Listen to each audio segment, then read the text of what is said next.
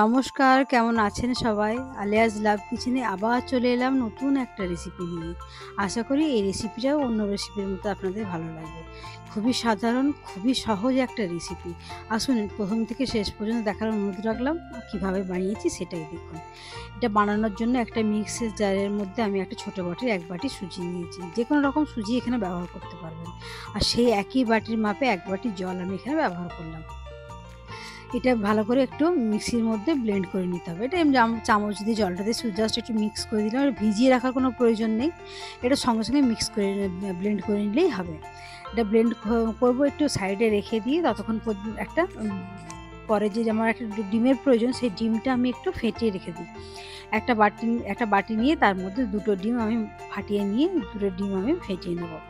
এখানে আমার ছোট ছোট কিছু টিপস থাকবে, যেগুলো খেয়াল করলে কিন্তু জিনিসটা খুব সুস্বাদু হবে। এটা প্রথম থেকে শেষ পর্যন্ত দেখার অনুরোধ রইল, যাতে জিনিসগুলো আপনার কোনোরকমভাবে মিস না হয়ে যায়। তাই ভিডিওটা প্রথম থেকে শেষ পর্যন্ত দেখবেন। ভালো করে ফেটানো হয়ে গেছে।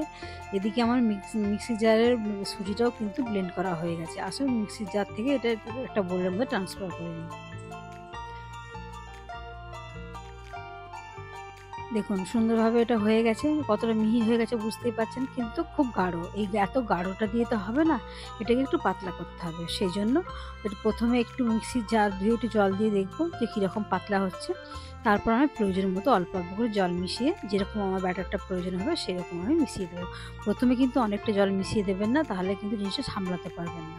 প্রথমেই পাতলা হয়ে গেলে কিন্তু জিনিসটা গন্ডগোল হয়ে যাবে। স্বাদ মতো নুন দিয়ে দিলাম। নুনটা দিয়ে এবার ব্যাটারটা একবার নাড়িয়ে দেখি। অল্প একটুখানি জল দিয়েছিলাম।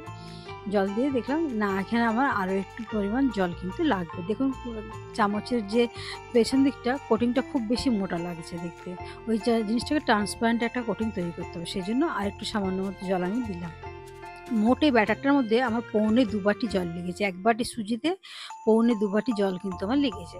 দেখুন ওটা একটা চামচটা তুললে কিন্তু একটা ট্রান্সপারেন্ট একটা কালার আসছে। তার মানে কি, এরকম পাতলা করলে তবে এই জিনিসটা হবে।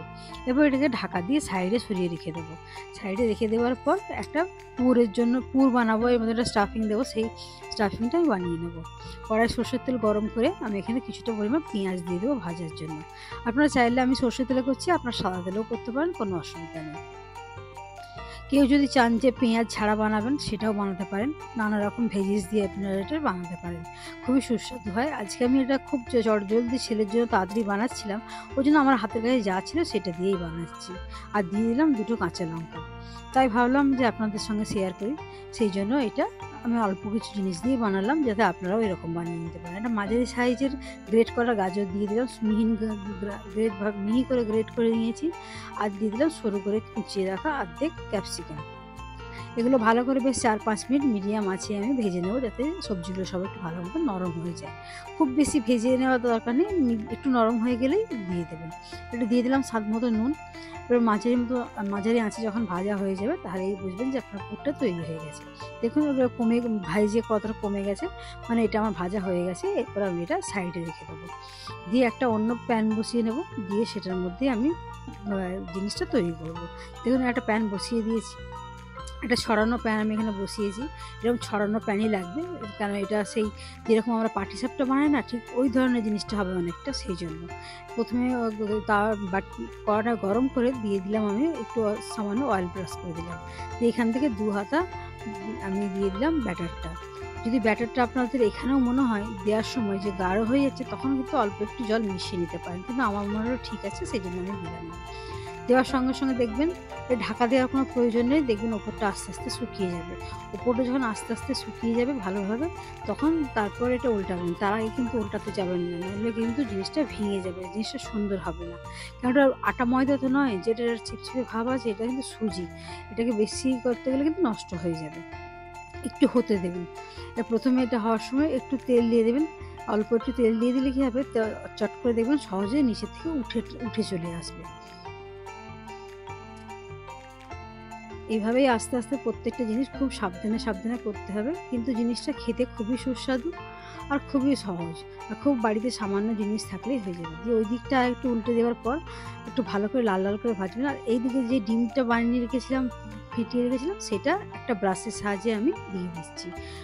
এটা যে আমি ব্রাশ আমার কাছে ছিল বলে ব্রাশে করছি ঠিকই, যে আপনাকে ব্রাশ দিয়েই করতে হবে এরকম কোনো ব্যাপার নয়, আপনি চাইলে চামচ দিয়েও করতে পারেন। বন্ধুরা, আমার রান্নাগুলো যদি আপনাদের ভালো লেগে থাকে অবশ্যই আমার চ্যানেলটা সাবস্ক্রাইব করার অনুরোধ রইল। পাশে থাকা বেল বাটনটা অবশ্যই অন করে দেবেন, যাতে আমার আপলোড করা যে কোনো ভিডিও সবার কাছে পৌঁছে যেতে পারে। ভিডিওগুলো লাইক শেয়ার করবেন, ভিডিওগুলো অবশ্যই কমেন্ট করবেন যে কোন বন্ধু কোত্থেকে দেখছেন বা আপনাদের ভিডিওগুলো কেমন লাগছে। মাঝখানে দেখুন খানিকটা পুর দিয়ে দিলাম, এরপর এটা আমি পাটি সাপটার মতো করে মুড়ে দেবো। এক সাইড থেকে দিয়ে এক সাইড থেকে এইভাবে আস্তে আস্তে মুড়ে দেবেন খুব সাবধানে। দেখুন গরমও থাকবে, একটু সাবধানে কাজটা করবেন, আর ভেঙেও না যায় সেটাও দেখবেন যাতে ভেঙে না যায়। এভাবে দেখুন আমার জিনিসটা হয়ে গেল, দেখুন কত সুন্দর জিনিসটা হলো। এটা বাচ্চাদের রোলের মতো দেখতে লাগবে, ওরা খেতেও ভালোবাসবে, অথচ জিনিসটা বাড়ির তৈরি একটা জিনিস, হেলদিও হবে, আর আপনার কাজও খুব একটা ঝামেলা হবে না। কাজটা দেখে মনে হচ্ছে অনেক ঝামেলা, কিন্তু করার সময় খুব চটপট হয়ে যায়। আজকের রেসিপিটা আমার এখানেই শেষ হলো। ফিরে আসবো অন্য কোনো দিন অন্য কোনো রেসিপি নিয়ে। আপনারা ভালো থাকবেন।